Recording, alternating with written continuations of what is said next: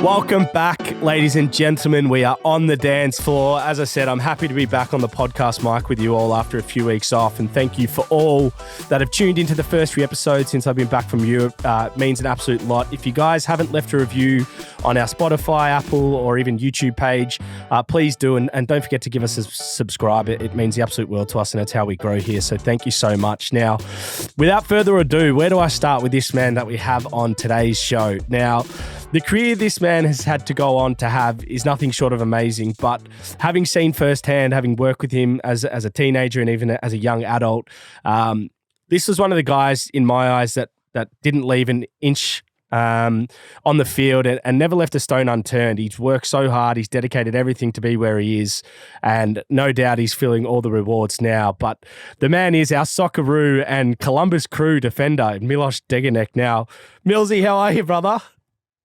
Good, mate. Good, mate. First, I want to thank you for having me on your show, and I want to obviously wish your show and all you guys in your crew all the best, and hope to see you guys grow over the next couple of years, weeks, months, or however it is, and then become a podcast like Joe Rogan's one that everyone will listen to. Obviously, I wish you a lot of success with that and everyone, and I hope you guys reach your full potential and your level, and you have a good time doing that as well, mate. What a guy. So you've already set the tone of the type of person this man is, and we're going to go into that. But for those that don't know, Milos has obviously played over 35 times for the Socceroos. He's played in Serbia, Japan, Germany, the Middle East as well, and obviously now in America, in Saudi Arabia. So he's been everywhere. But most of all, we played together at the AIS and in the young national teams. So we do have a history. But just naming off all those countries that you've played in at the age of 28, I mean, it's pretty unique, pretty special, bro.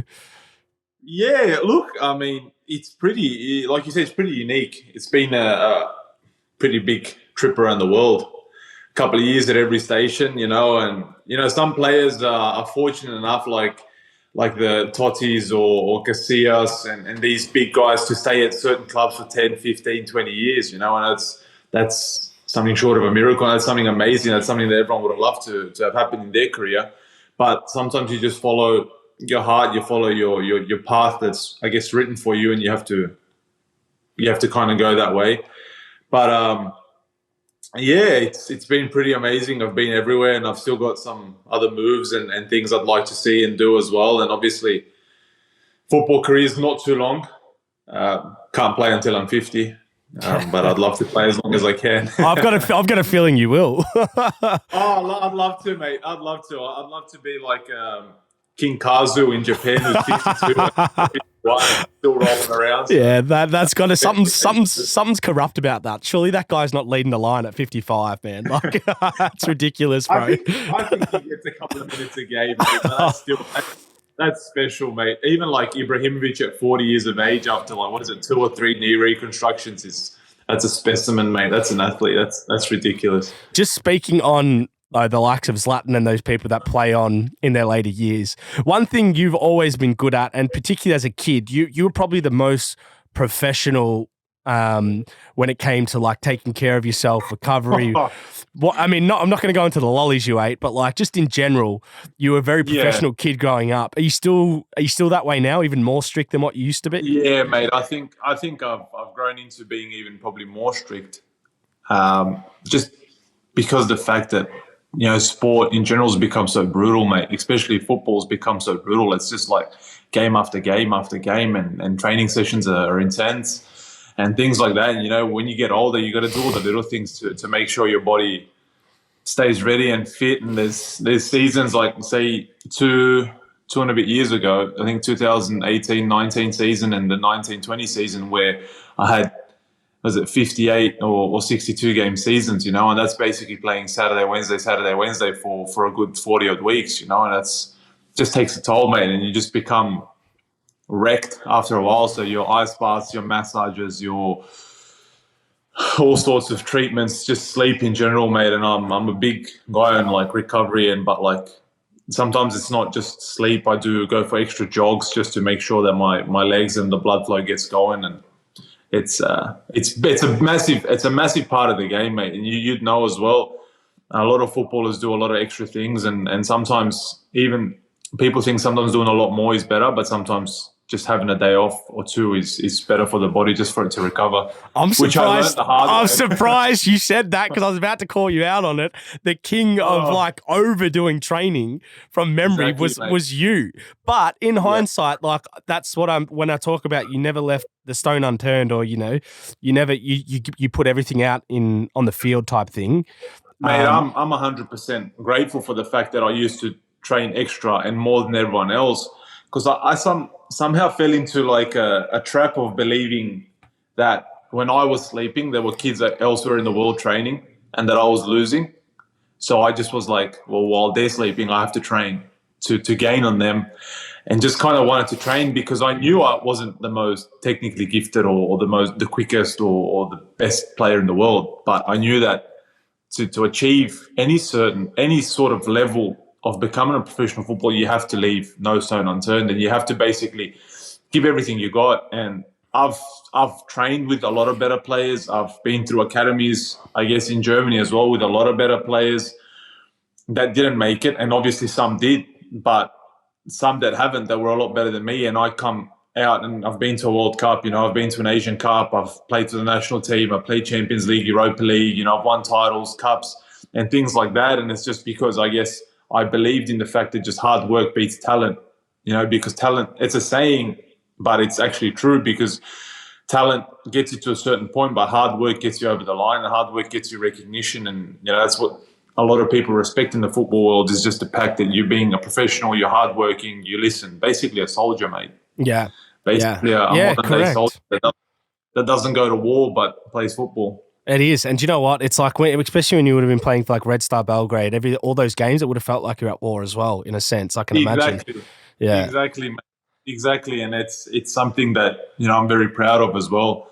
Played 135, 36, not sure how many games at the club, childhood club that everyone in my family loved, that I loved. And to be able to play 2 Champions Leagues and 2 Europa Leagues and, win 3 or 4 titles, win 2 cups, it's an amazing feeling, mate. And I guess it's a dream come true in the club football world.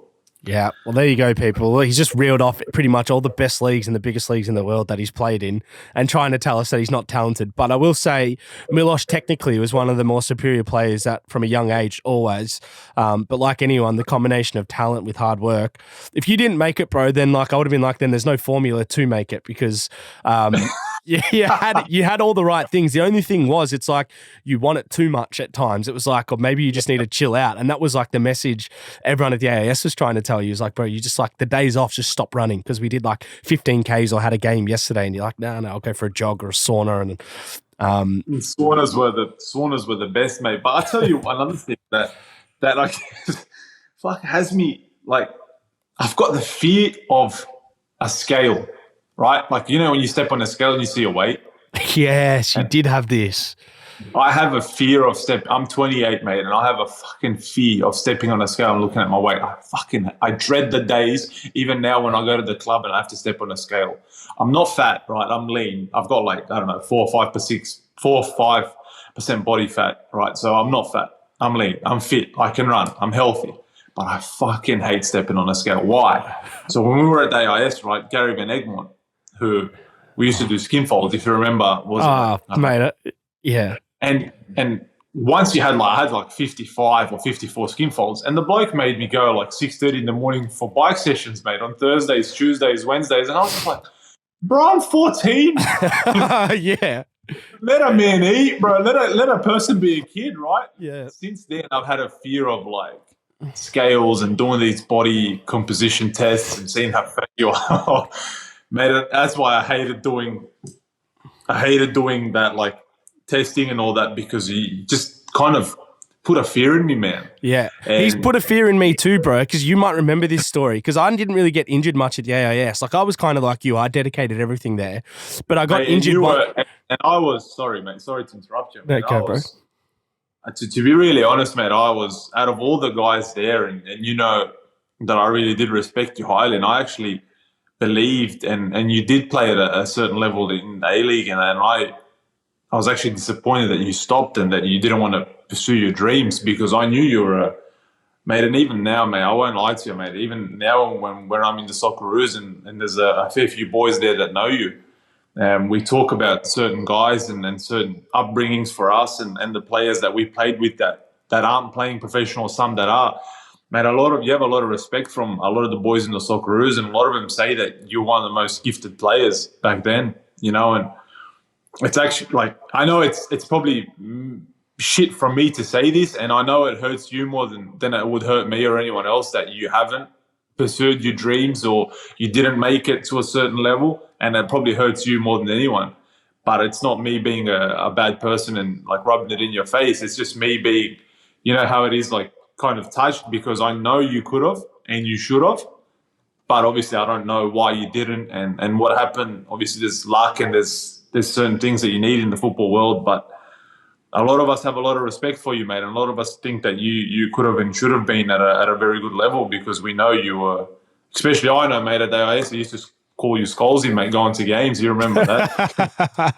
Hey, bro, I appreciate those words, man. They mean a lot. Look, right. There's a lot of reasons, not to dabble into it, but there's a lot, man, a lot of moving reasons. But at the end of the day, one of the biggest lessons I got, man, and this is true, and to be honest, the realization was probably only a couple of years ago, because I had a lot of injuries, a lot of issues I had like 5 or 6 coaches in my 3 years in the A-League, and I got to a point where I was just traveling around the world trialing and not getting a contract. And I kind of gave up in a sense, bro, because I was like mentally exhausted and like, because I wanted it so bad and it wasn't working out. All my identity and like feeling as a human being was like just disapparating off the field.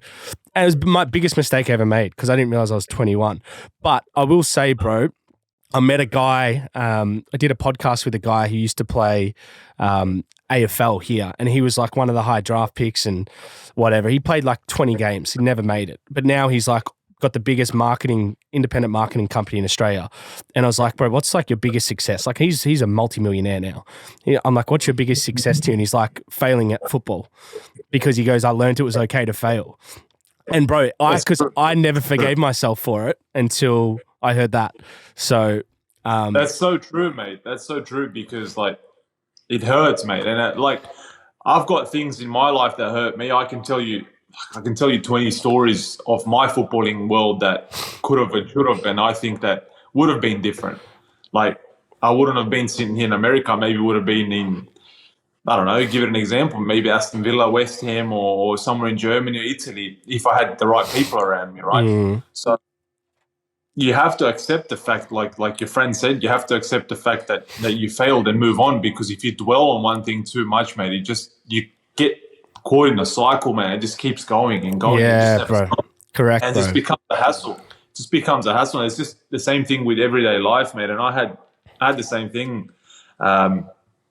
not long ago when I was playing in Serbia, obviously being at a club that I put in the Champions League 2 times. I won 3-4 titles, 2 cups, and then come into a situation where had a legend of the football world, Dejan Stankovic, who was at Inter Milan. He was our coach, and to come to a club that I've given everything and then to just be kind of pushed aside and then train alone, train somewhere else. And I was like, mate, I brought this club 2 Champions Leagues. I brought this club 2 Europa Leagues, 4 titles, 2 cups. And I'm like, do I really deserve this at 27, 26, 27? I'm like, no. I'm not arrogant. I'm not a big name. But at that club, I've done something. I'm not like, and it just hurts. It hurts. Yeah. And I was like, well, obviously, I haven't failed, but I have to let go and I have to accept the fact that I won't play while he's here. So I did my thing, and I went straight to the club and said, look, I can't do this, because I didn't want to embarrass myself. Yeah. I didn't want to let the players play that maybe don't deserve to play just because he didn't take a liking to me as I was, because I've come across a lot of coaches in the world, and every coach I've come across is just like, oh, mate, you're very professional. You never laugh. You never have fun. You never do nothing. And I'm like, my fun is the 90 or 120 minutes I spend in training. That is me having fun. Me doing a tackle, me winning a header, doing a good pass, me running. That's me having fun. Maybe I don't joke. Maybe I don't take the piss out of someone. Maybe I don't, put megs on someone or dribble 5 plays and score a goal. I don't do that. But I'll win a header, I'll tackle, I'll do this. You know what I mean? That's me having fun. And a lot of people try to calm me down and say, you got to enjoy it more. I'm like, yeah, but I enjoy this. This is me enjoying football. It's hat off to you, mate. That and like your friend, he failed in AFL and he's become a multi-millionaire in his own business. I guess there's nothing stopping you from doing the same in your dreams, in your aspirations of having a really good podcast. And not just that, mate, but I see you working with the Victory, and there's a million opportunities made in the world, and the world's made like that for the people that want to succeed, and for the people that want to work. They'll always have an opportunity. They'll always open a door somewhere for you to make money. But I kind of look at it, if you just follow the money, you'll never make the money. Correct. You gotta have fun, mate. You gotta have fun. And touching up about money, if I followed money, I probably wouldn't be sitting here right now. I probably wouldn't have a wife. I wouldn't have a daughter, because in 2019, in June, July, I was in Saudi Arabia from January until July, right? And I had a very good contract in Saudi Arabia. And they brought in a new prince, brought in a new coach, and the coach wanted a new Asian central defender. So they brought in a Korean central defender, who's hat off to him, who's one of the best central defenders I've played with or come up against. Very good player. And he's still at the club. When I left, he's still there. I had an offer from China. At the time, China was peaking, right? So I had an offer, $3.2 million a year for 3.5 years. And that's around, what, $10-11 million in 3.5 years. Easy work, right? And I was like, well, if I go to China and take the money, I kind of lose myself as a person being 25, kind of like, how am I going to find a wife? How am I going to have kids? I mean, no disrespect, right? I could obviously go over and fly people in and have fun and all sorts of shit, but that's not me, right? That's not me. And I could have done that. I would have had $10-11 million right now, and probably would have had my feet up and wouldn't care about a thing in the world. But I decided to go back to Serbia to play for around 500,000-600,000 euros a year, and met my wife, have a baby, have a second one on the way, and I'm a happy guy, right? I'm a happy person. I've still got everything I ever wanted. And the only thing I ever wanted was to have a normal family. In terms of things outside of football, right, is to have a normal family. But in terms of football, is to achieve your dreams, is to just play week in, week out. It doesn't matter where you play. And, if I chased the money, I would have obviously been in China, would have been able to take care of everyone around me, all my friends and all my family. But even this way, mate, I've still taken care of my family. I've taken care of all the people that I love, all the people that mean a lot to me. I've always helped out. Yourself, mate, I would have flown you in here to watch a game, mate, because I couldn't care less. You know what, $2,000, $3,000, $5,000, you'll make that. I'll make that. You'll make that in a week or 2 weeks or a day or 2 days. Doesn't matter. But it's about having the right people around you. And funny enough, when I say that, sorry, I'm talking just a lot of different topics. This is great. A lot of different topics. As I'm saying, you got to have the right people around you, right? You must have heard it. You guys must have heard it with Paul Pogba, right, and his brother. Bro, have you seen that? What is going on there, deal, man? Right? And I've got a teammate here who's French. So I'm like to him, because he's obviously French and he looks at the media, and there's always local people would know a little bit more than what me and you and anyone else would know. So I'm like, bro, is it serious? Like that his older brother is asking him for money? Like is he gonna really do stupid things because of money? Yeah, so just to touch on this, to explain to people what's going on here. So Paul Pogba has two brothers, and one of them that actually both of them play professional football, but one of them, the older one's come out and the oldest brother has come out on a video and said he's going to reveal all these secrets about Paul Pogba and his agent, and that there's things that he's faking injuries or he's doing match fixing and telling players what to do and all this stuff. And he's saying Paul Pogba shouldn't be idolized and the role model that he is to all these fans because of all these actions, and he's going to reveal it all. And Paul, this is like absolute revelation, because then you split an image and his brother's with him after the 2018 World Cup final, kissing the World Cup with Paul Pogba. So unbelievable. We don't know what the truth is here. Right. So I asked my friend, so I'm like, to this guy here, I'm like, so is there a story behind it? He goes, yeah, there's something been going on for the last couple of years, right? And he's like, his brother has just been wanting a lot more money than what Paul's been giving him, right? So before Paul was married and had a wife and kids, Paul was obviously living with his brother and his family. And you know how it is, mate. If you're single, you buy a car, obviously when you're at that level earning, 40, 50 million a year, You buy a car, you buy them a car. You buy nice clothes, you buy them clothes. You buy a nice watch, they buy a watch. Wherever you go, they go. You're in the spotlight, they're in the spotlight, you know? And my friend told me, like, when Paul got married and all this, I don't know, obviously this is true, but this is just like what he's told me. Is like, Paul's like, well, look, I've got a wife, I've got 2 or 3 kids, you know, this is my family now. I can't be going around and giving you a couple of 100,000 or a couple of million to do what you want. And apparently his brother's like, his older ones, like, his younger brother really loves him. But his older ones apparently come out and said, well, why didn't your agent get me a big club if you got a big club? And Paul's like, yeah, but there's a difference between me and you, mate. You know, like, why don't I have an And his brother's like, why don't I have an Adidas contract? And all this, and Paul's like, mate, this is different. You know what I mean? And obviously, it's the most painful thing in the world, I reckon, that family turns on you, right? Do you know who probably has good insight on this is BJ, Brennan Hamill, because doesn't he play with the brother or the younger brother? One of the brothers is playing with him in India. Yeah, the younger one. Yeah, so it's not the one in the films then. No, the older one is the one that's come out, and Matthias is the older one, and I think BJ plays with Florentine, the younger one. Yeah, that's right. But either way, mate, it's just like, if your own brother can turn on you, right? If your own brother can turn on you, then there's not one person in this world that you are safe to have as like a friend or whatever.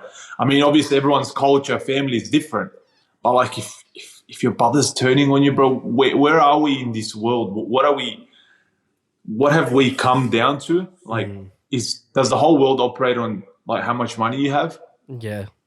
Right. It's not about money, bro. It's just about being happy. Yeah. I honestly, I live like that, mate. I have a house. I've got a lovely car. I sold a lovely car. I bought a new lovely car. I've got the watches. I've got the clothes. But like, I got to a point where I was just like, I've done everything I wanted when I was single, is the cars, houses, watches, clothes. And now I've got a family. For me, it's about like, I couldn't care less, mate, if I walk around with a Swatch watch or a Rolex, or if I walk with New Balance shoes or Balenciagas or whatever, mate. As long as my little one is going to have a roof on her head and food on the table, that for me is the ultimate, mate. And that's happiness, right? For me, that's happiness, right? It's coming home after training and my little one looking at me and smiling, and my wife being happy that she's my wife, right? And not marrying me because I was a footballer, as I said before, but marrying me because I was an old person. And again, touching on that, like, when I met my wife, I was in Serbia and she was in Serbia, and I won't lie to you, and me being in Serbia was like playing at Red Star Belgrade is the biggest club in the Balkan region. You would have been like the biggest, like one of the biggest celebrities. Yeah, exactly, pretty much, right? So it was like, wherever I went, people were like, photo, this, that. Right, so I met my wife, right? We went for a walk. It was late at night, and she didn't want to actually meet me. So it was a funny story of your teenage years there. Bro, literally, I was the ugliest human being when I was young. I was like, no, you were just shy, bro. I actually was shy, and I kissed a girl. First time I kissed a girl was 18, mate. So yeah, because you would have turned down a date back at 18 to go for a run in a sauna with like 3 layers of coats on. That's I swear to God, I'm not lying here. That's 100% the truth. You know it too. 100% true. That is 100% the truth. So I met my wife, right, and we've gone around for a walk and blah blah blah, and then we ended up going to a restaurant, and like these people come around, take a photo with me.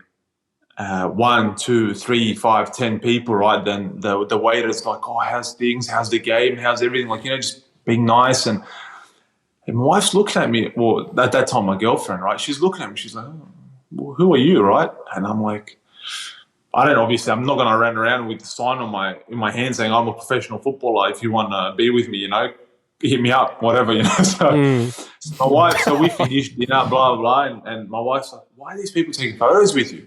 She didn't know who you were. You're joking. I got honest truth, mate. Wow. And she had not a single clue who I was. And I was like, I just play football. And she's like, well, why do people want to take photos with football players? What's so special about that? And I'm like, well, I don't know. That's music to my ears.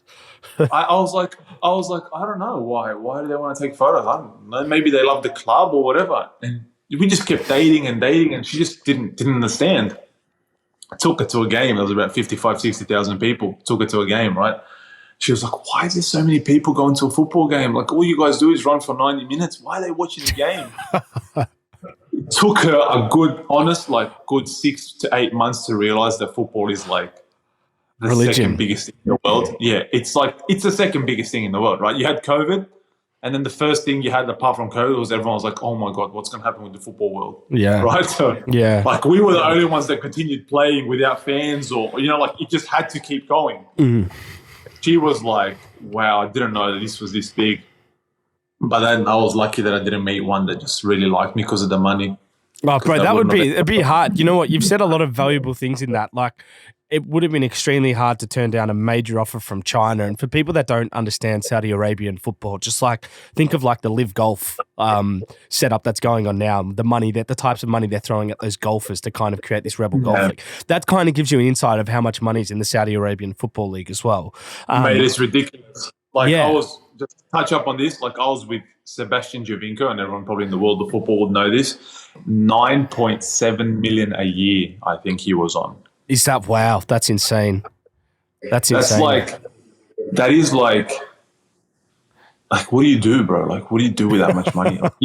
That's why he left City at like mid-20s or whatever, or wherever he was, because he's just getting so much coin thrown at him. But this comes to your point, right? You've kind of essentially turned down an offer like that to follow a more true path to yourself in football, which, man, I defy anyone to be in your shoes and turn that shit down, because it's life-changing in a sense. Yeah, it's hard. It's definitely hard, mate, because like there's even things now that I look at and I'm like, well, if I took that offer, I would have maybe bought this car, I would have bought that house, or maybe I would have helped this person, or I would have helped this person, and like, but then I sit back and I'm like, well, mate, if someone asked me 15 years ago whether I want to be in this situation I'm in now, and I think I would have taken it. Playing professional football, playing for your country, just being a normal person, being open-hearted and just being normal, that's normal. Ladies and gentlemen, we're just going to take a quick pause in this episode, which I hope you're enjoying, to acknowledge our partners. Now, this episode is brought to you by Manscaped. Now, none of us like having sweaty sacks, and the king of crotch comfort, Manscaped, have actually spent 2 years designing some pretty cool boxer briefs. Now, I have had the opportunity of wearing these boxer brief, and they are some of the softest and most comfortable fabric that I have ever wore in any underwear. I do support what they do from a holistic part of their products. I've used a lot of their products and they are fantastic. But their new boxer briefs specifically, they actually give you gills on your groins, so they're breathable. So I implore you to get out there, use our discount code to start purchasing them. You'll get 20% off plus free worldwide shipping with the discount code Unlaced on manscaped.com. That's Unlaced at manscaped.com for 20% off and worldwide free shipping. So get some boxer brief and some other product while you're at it. Let's get back into the episode. Now, I want to ask you about Columbus Crew and Major League Soccer. So, one, obviously a pretty unique move, right? Because you just played in Europe, and we'll touch on like some of the Champions League experience, but you've been to a World Cup, you played in Europe, you're 28. One, what was the reason why you chose Columbus Crew? And then secondly, like what's your view of the league now that you've sort of played half a season or 3/4 of a season there? Obviously, in January, I terminated my contract because of certain reasons that I had and whatever. And then I had offers to stay in Europe. I had offers to go to Korea. And then, mate, to be honest, when I sat down and had a Zoom meeting with the coach here, with the general manager, the scout, and my agent, mate, I'll send you this on Instagram or WhatsApp. I'll send you the video that I got sent. And, mate, it's the video of the training center, the new stadium, the facilities they have, the way they work. And just I bought into the idea that this is so professional and it's just a fucking unbelievable working environment for footballers. It's an unreal environment, Jake. Like you won't believe it, mate. Really? Obviously being in England, you've been in England, you've maybe been to some clubs and their training centers, they look unreal. And we see some on TV and that, but this is like world-class training facilities. It's unreal. And I was just like, mate, I want to go somewhere where I'm going to be respected.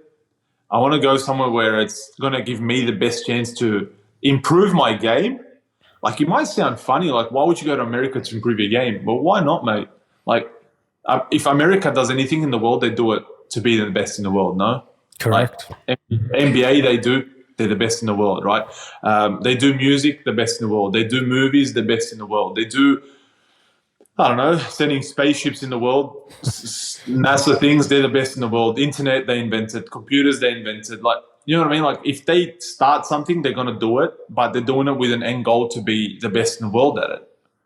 Obviously, to be the best in the world in football it's a long process. It's not going to be like, oh, well, they're going to win the World Cup in 4 years when they host it. No, maybe, but Gee, they are good though. They are a very good team though.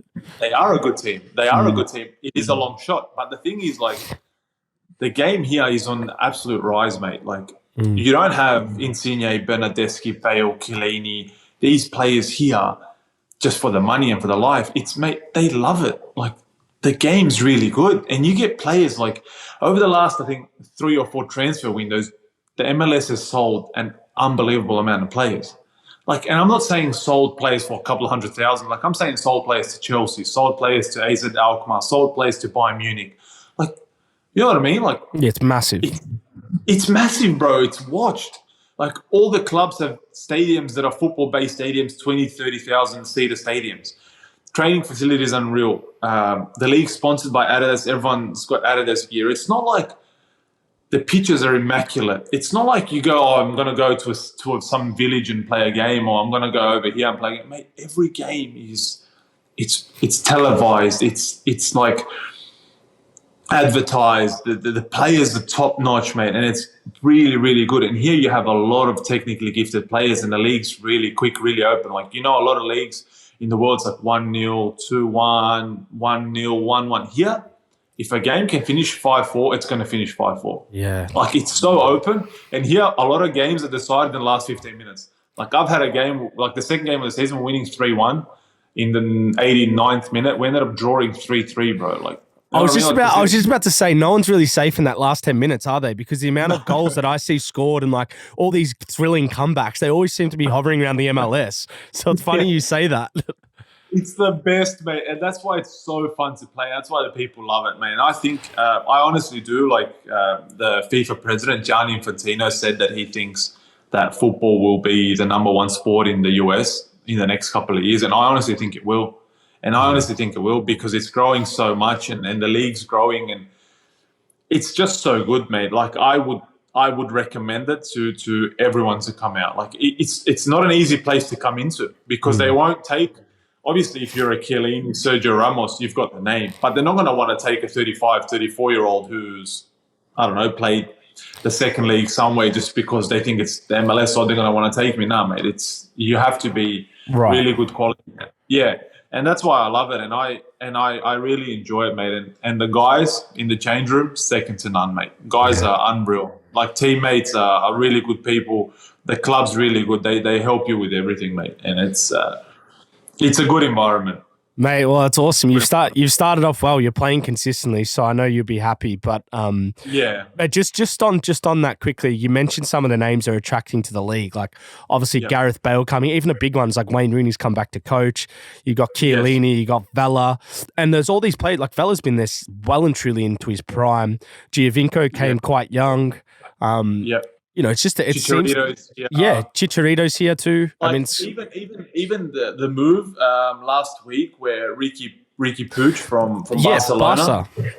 Like, you think an 18, 19-year-old from Barcelona's academy to come to the LA Galaxy is like, well, could he not have gone to Valencia, Villarreal, or West Ham or somewhere? You know, like, he decides to come here because obviously they're doing something right. You know what I mean? Like, it's massive, mate. It's massive, and I think like that grows the league as well. The fact that these guys are here, the league's growing, and it's just become more attractive. And like, from what I've heard, Messi's gonna come here in the future, and Neymar wants to come here, Pogba wants to come here. You know, like, it's gonna be shambles.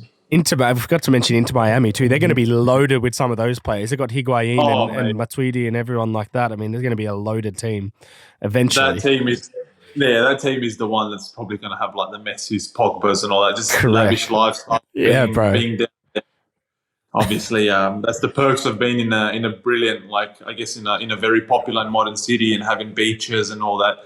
But the city I'm in, Columbus, mate, it's a smaller city, but it's what I like. Very nature orientated, family orientated city, very calm, no traffic, mate. Like from one end to the other end of the town, 15, 20 minutes, easy. You go to LA, you go to New York. LA is like 5 hour flight. New York's an hour and a half hour flight. But once you get to New York, to get from A to B, it takes you like 2 hours, bro. Like you got a massive wave, traffic, a lot of people. That's why being in smaller cities, you have an advantage because you still have everything here you want. But it's just a lot easier to travel, move around and everything. Well, man, it's pretty inspiring to see how you're going now. But more inspiring for me is watching you play for the Socceroos because one of the interesting things that a lot of people don't know about you, and this is kind of going back to the AIS days, is that you played for the Joeys or the under-17s at the World Cup. And then Mexico, in Mexico, which, that was an unbelievable tournament. And we must give our respects to Dylan Tombides, former teammate of both of ours. And I actually played in his exhibition game for testicular cancer a few months ago, who was an absolute superstar and revelation at that World Cup. But Milos was also a big feature at that World Cup as well. But not really. Well, yeah. No, I tried to pop you up, bro. got 2 cameos and ended up mate, look, it's honest, bro. Thank you for the nice words though, but I had a funny stint there. It was funny. Yeah. I remember sorry that I interrupted you, mate. I'll let you continue, man. Go. Because I remember coming back from Mexico and I remember, I'm not sure if he's still alive, Ron Corey, the goalkeeper coach. Shout out Ron Corey if he is. We love him. Yeah, I don't. Oh no! Tell me. Go. What did he say to you? He would have given you shit knowing Ron. Best, mate. Oh, he was giving me shit, right? So good guy. No, all honesty, good guy. No, but if Ron wasn't giving you shit, he didn't like you. If he was giving you shit, then he liked you. That's how I kind of gauged him. So we came back to Sydney, right? And Ron's like, because I didn't play. I played 2 times 20 minutes. I'm not sure. And I remember Jan Desline, who was the coach, who was don't really have, I mean, like different people, different opinions, but a good guy, obviously, good coach maybe, and all that. But I just didn't really, I guess we didn't find our connection, rhythm together. Yeah, exactly, mate. And I remember playing in the round of 16 of that World Cup and him playing Corey Brown on left fullback, playing central midfield, right, and me sitting on the bench. And I was playing the right fullback, left back, playing the right back, and then playing a left fullback, central midfield, and me sitting on the bench. And I was just like, are you serious? Yeah. Anyway, I remember being upset. Obviously, being 16 years old, you're going to be upset, right? I got back. Oh, man, it's life or death back then, isn't it? Like you don't see beyond that World Cup. You think this is like is the biggest thing ever, Exactly. This is my one and only chance to make something out of myself. Yeah, you take everything to heart, bro. Yeah. So I got back to Sydney and Ron Corey's like, because I was upset, right? I didn't say anything to anyone, right? And I was just really upset. And Ron, because everyone was wearing like like a blue T-shirt. I think that's Joey's one. And I wore like a different one. That's also part of the Joey's gear, but it was just a different colored one. It was a more relaxed one because we were on a 15, 16 hour flight, right? I can see where this is going. And Ron's like, because of your fucking attitude, this is the last time you'll ever play for this country. This is the last time you'll ever put on an Australian shirt. This is your last trip ever. You will never get to see this country. You'll never get to play for this country again. And I was just like, bro, I'm 16. Relax your balls, brother. Chill, man. You would have said that too. I was just like, fucking relax, right? So, funny that, because fast forward, you're about to go to your second World Cup for the Socceroos, which is bro. more than most. Yeah, and I was like, when I got my first ever call up for the World Cup, for the Socceroos with Ange Postecoglou, mate, I was looking everywhere to find Ron Corey's number. Oh, bro! It was like this was like 6-7 years ago, and I never found his number. I couldn't get in touch with him. I couldn't care less. It's funny. It's funny how though, like little things like that, right? Like, but coaches maybe at the time, whether they realize it or they don't care, shit like that stays with you forever. Like that chip on your shoulder. I still remember stuff, man, stuff happened where Harmberger said if I didn't come to a camp because I was finally in the starting 11 at Adelaide, which took forever to get into because of the midfield. Yeah. As soon as I got in, there was a it was a no-purpose camp. It was just like to fill a gap, bit of preparation, but it was no tournament, not for points. And I tried not to go, and he said, "You'll never play for Young Socceroos again if you don't come." And I was like, "Bro, like what the fuck?"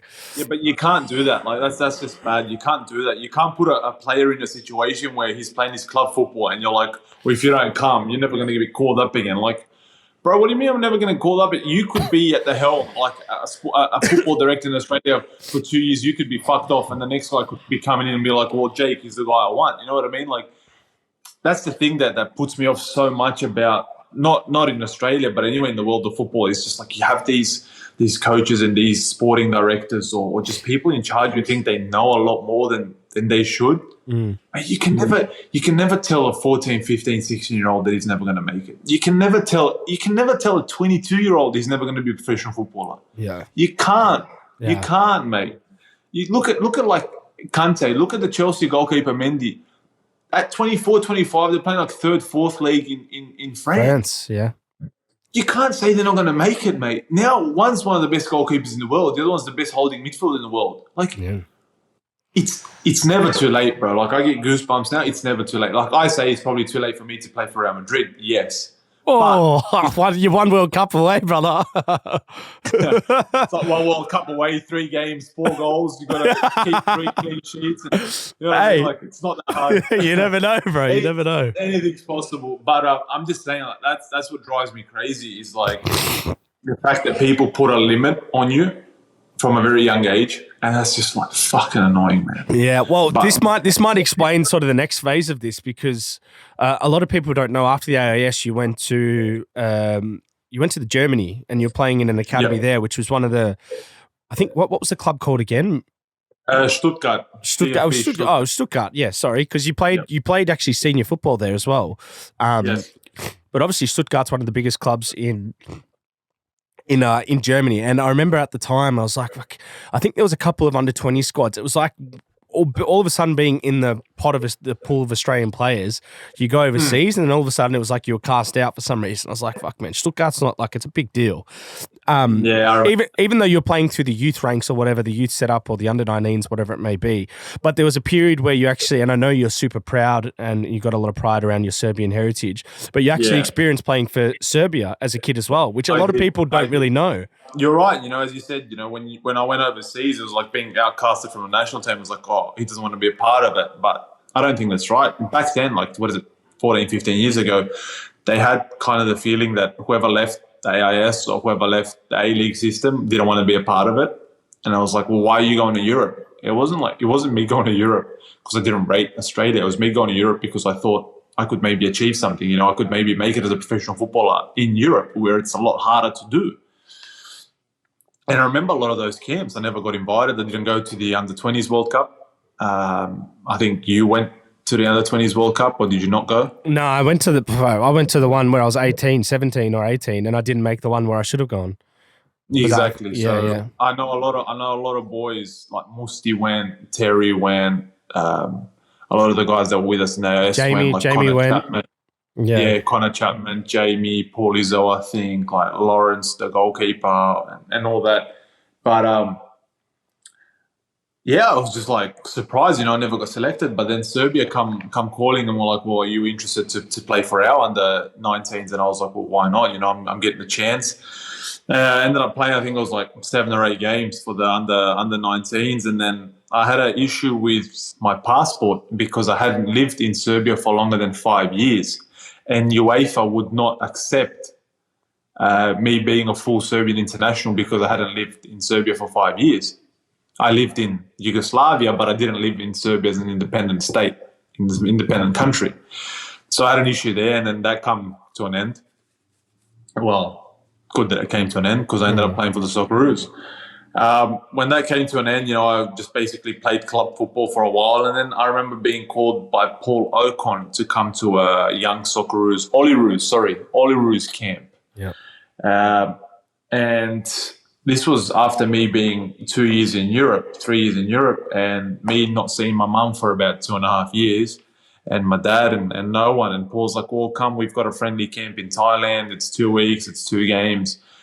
And I was like, I'm willing to come, but like if it's just a friendly camp and you just are having a look into a lot of the players who are playing in Europe, I was like, well, mate, I haven't had a rest for about 2.5 years. I haven't seen my parents. I'm going to stay in Europe and just be on a 2-3 week break with my mum and dad. I haven't seen them. I'm a fucking 17, 18-year-old. I miss my parents. I left home when I was 14, the same like you, bro. Like, we haven't had the childhood where we had mum to make us a Nutella sandwich or dad to go play catch with us. You know what I mean? Like, we had a different life.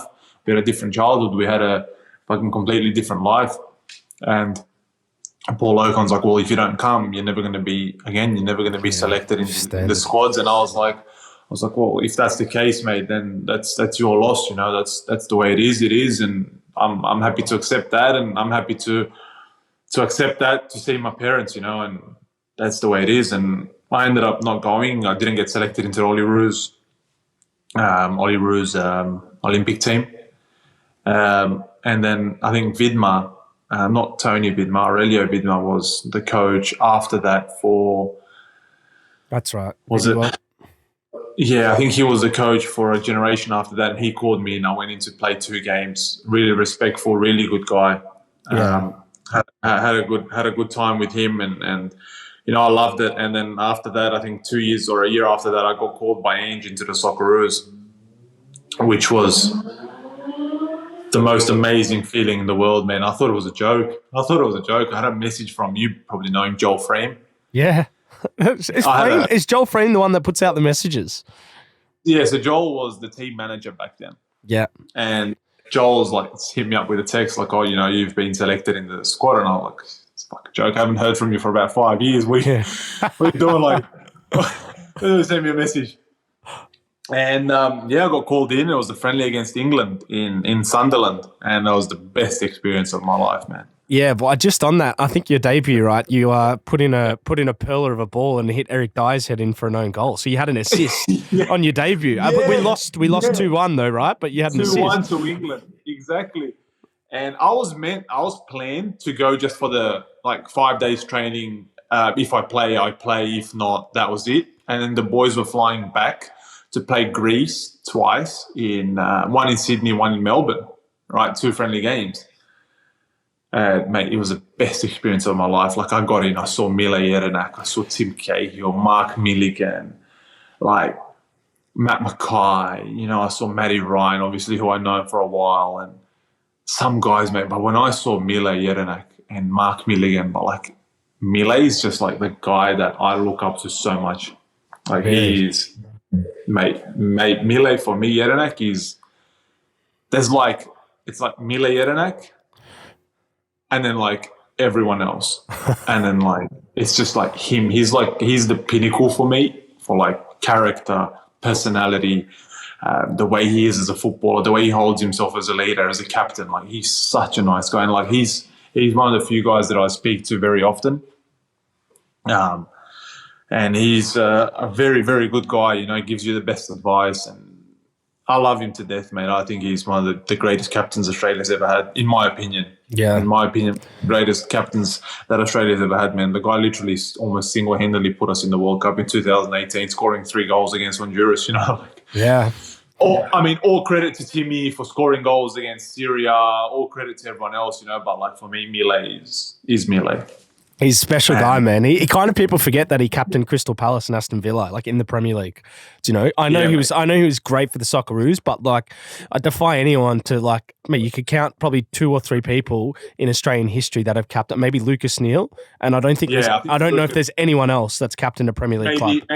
Maybe Schwarzer. Maybe, but they wouldn't have been captains of the club. They would have been wearing the armband for games. Yeah. Exactly, Timmy would have wore it for Everton for some games and all that. Yeah, I'm sure Viduka did as well. Exactly, it wouldn't have been a guy who was captain for 5 years, bro. Mental, you know what I mean? Mental.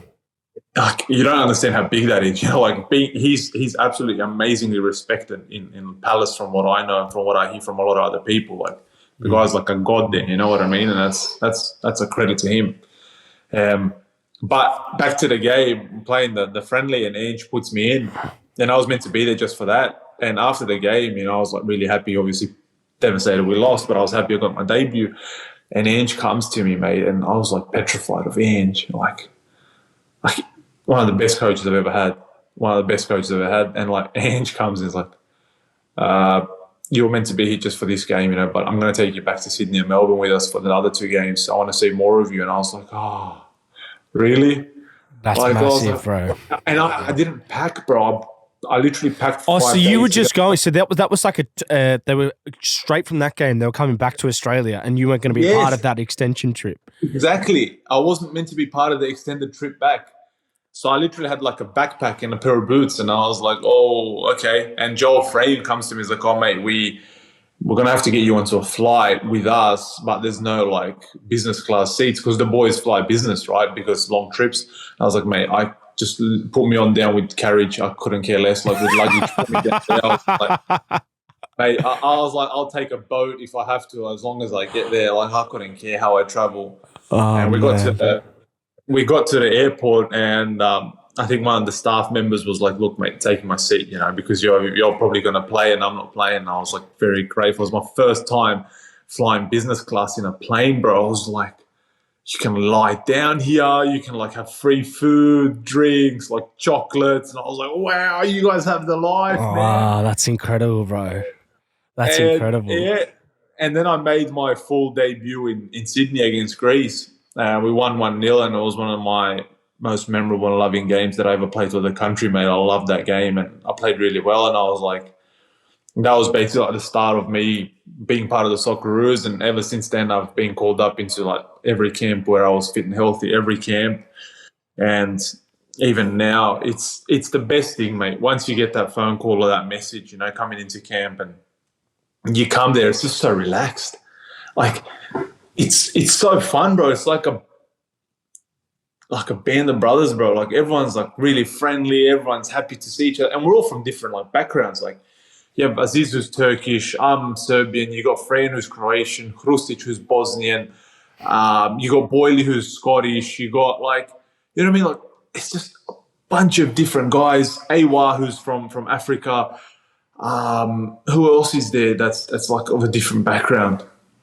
Oh, there's heaps, man. I think almost every single player's got a different background, bro. Yeah, Do you know what I mean? like everyone comes in and we're like all playing for Australia and we're all like happy, and it's a really good environment. What Arnie's done now is immaculate, mate, and to get us to the World Cup the way he did and the way the boys played these qualifiers is really good, and it's a testament to Arnie and what he's done, and it shows that him being in the A League and winning back-to-back titles in the A League wasn't just like because of the team, but it was obviously because he's a really good coach and he's got good staff and good people around him. So it's really good, and I think that the national team at the moment is a really cool environment, and it's something we all look forward to going into camps. Wow, it's special, man, because I think a lot of people wrote the Socceroos off pretty early in the qualifications. Everyone was naming it's not the best Socceroos squad ever. It's not this, it's not that. And then look what's happened. I mean, you've qualified for the 5th World Cup in a row. And I always thought, I'm like, there must be a really good culture and environment in that squad for what you guys went through towards the latter stages of that qualifications. It's got to obviously take something special for you guys to get through that, because that was tough, man. Great Socceroos teams of the past haven't been able to come through storms like that, So I do want to ask you though, before we talk about the upcoming World Cup and pray that you're fit and healthy, because no doubt you'll be there. But you were fortunate enough to experience the 2018 World Cup in Russia. Now, for people like me and Braden here who don't get to be a Socceroos player at the World Cup, just tell me what that event is like and how massive it is, and obviously in preparation for another big one in 2022 as well.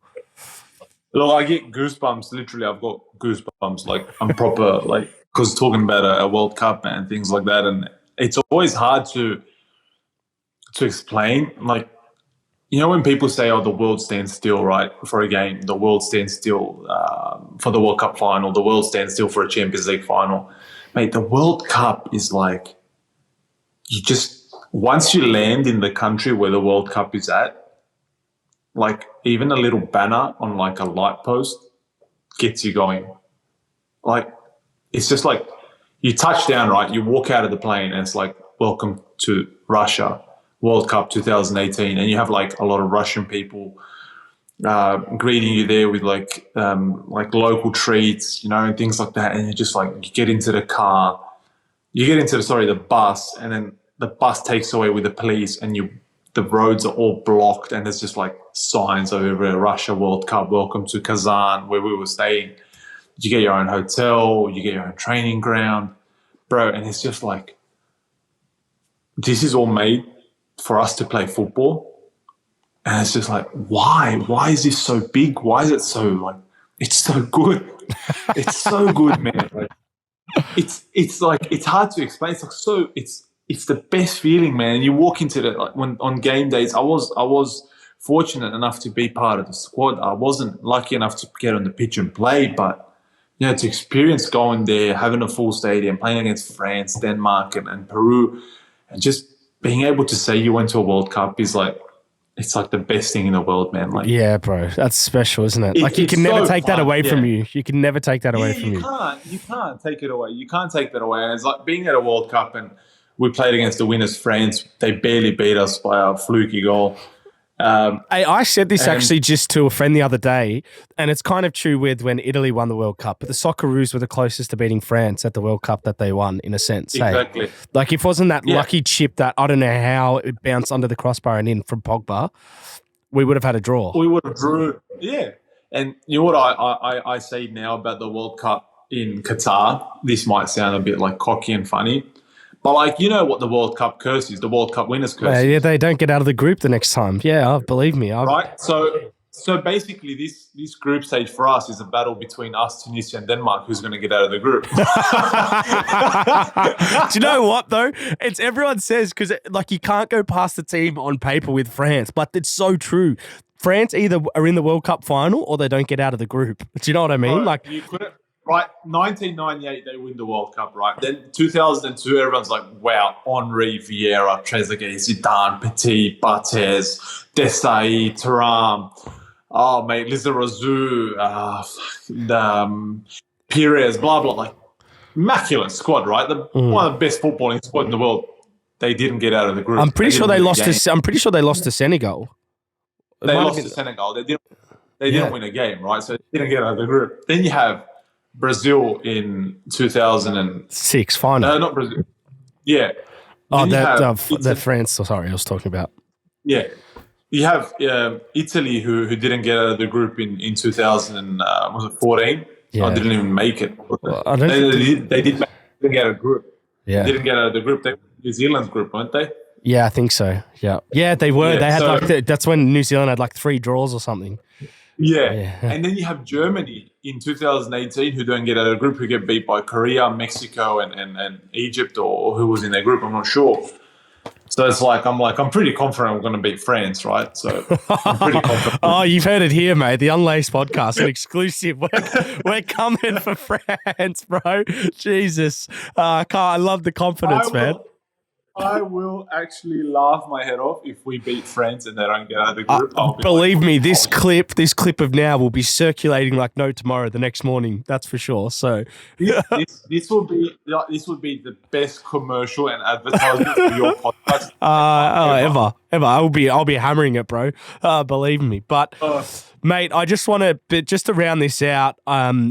Obviously, you've given so much to the game, and we've spoken about the international experience. But I do just want to talk through the UEFA Champions League, and I know you've played in the Europa League and you've won many titles, which will probably be more of a conversation for another time. But the UEFA Champions League. Now, I'm happy to say that I've had Awan Mabil and yourself. We've had 2 Champions League players on the podcast, which Champions League's the biggest, outside of the World Cup's the biggest competition in the world. It's all the best teams in Europe. And you've been fortunate enough to experience it twice now across 2 seasons at Red Star. So, again, bro, just talk me through Champions League nights, playing for Red Star Belgrade. I will, mate. But, like, to get a hype of the Champions League is, like, one thing. On today, 29th of August, we're in August, right? 29th of August, 2018 we had our last qualifying game. For the Champions League, we played against Red Bull Salzburg in Salzburg, and I ended up assisting the goal. I ended up assisting 2 goals, which ended up for us being 2-2, and we ended up qualifying for the Champions League on away goals, right? And so that happened on today's day. And then we got drawn into a group in 2018 with Liverpool, Napoli, and Paris, which, I mean, like, basically it's a group of death. Yeah. It's like, for these guys, it's a group of death. And for us, it's just like, oh, it's massive. Like, it's just massive. It's an honor. It's an honor. Yeah. So we get the draw and we're all like excited. We're obviously all thinking like, all right, 4-0 here, 5-0 here, 4-0 here. And then we got to try to do something at home, right, to not get us embarrassed that much. Try to keep at least to 2 or 3-0 if we can. So we played the first game against Napoli at home. And, bro, this is like, when I say hype, like I can send you clips of our stadium in these Champions League games, mate. It was like 65,000 people packed to the rafters. You couldn't drop like a pin. You couldn't drop a pin in the stadium, and like the choreography, the whole stadium's like coloured, and like, you know, we're walking out and like, you got like Insigne, Mertens, like Milik, Hamsik, all these guys, you know, walking out. Koulibaly for Napoli. That's our first great game. Napoli team that was. Bro, we're playing Champions League at home. Like, Napoli's on attack 90 minutes. Like, they hit the bar, goalkeeper saves, post, bar. We end up drawing 0-0, right? With Napoli, and we split this group. Like, we turned the group on its head, right? Like, because we drew with Napoli, Liverpool beats Paris. Like, Liverpool's first, we're second, and we're like, we're getting out of this group easy, lads. Here we go, lads. Here we go, lads. And like, best thing, right? Like, we're all like laughing ourselves. Like listen to this, bro. Like, there's levels to this, right? Like, so after the game, like, one of the players that plays for Napoli, a central defender, played for Red Star, a Serbian guy, comes in and like brings like a massive bag of like all the players' jerseys. Like, he brings like 30 jerseys of like all the players, right? And he's like, oh, the boys gave you these jerseys obviously to trade, and we're like taking our shirts to give it back to him, to take it back to the change room. Like, our Gishwood runs and like collects everyone's jerseys. Like, you just can't give that. We need that for the next game. That's the difference, huh?